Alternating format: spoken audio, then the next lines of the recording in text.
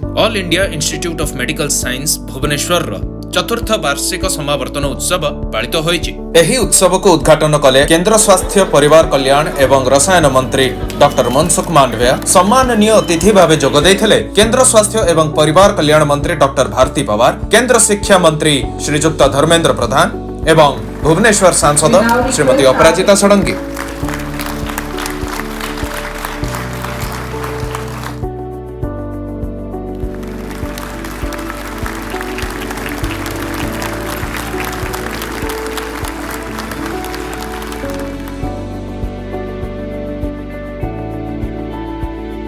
आदरणीय प्रधानमंत्री जी ने कहा कि हमारी भारत में ही वो ताकत है, हमारे भारत में ही वो ब्रेन पावर है, और उन्होंने बोला कि हमें यहाँ ही वैक्सीन बनानी है।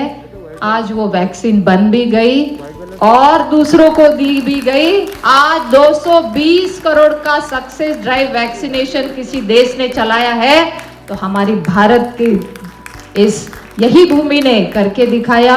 ये हमारी तरक्की है।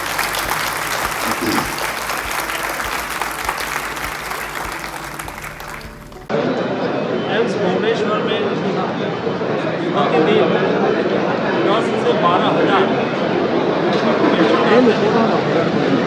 इसका इलाज होता है, इसका ऑपरेशन होता है और निःशुल्क सेवा एम्स के द्वारा उड़ीसा और नजदीक के क्षेत्र के लोगों को मिलती है।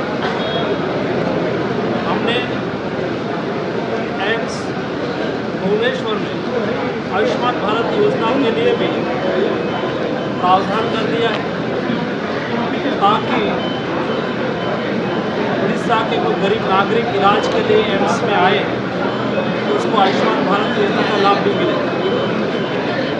और हमने माननीय मुख्यमंत्री जी को भी पत्र लिख के कहा है कि उड़ीसा में भी उत्तम हेल्थ सुविधा प्राप्त करने के लिए, उत्तम हेल्थ सुविधा गरीब लोगों को उपलब्ध कराने के लिए आयुष्मान भारत योजना का इम्प्लीमेंटेशन करें ताकि प्राइवेट हॉस्पिटल के साथ भागीदारी करके उड़ीसा के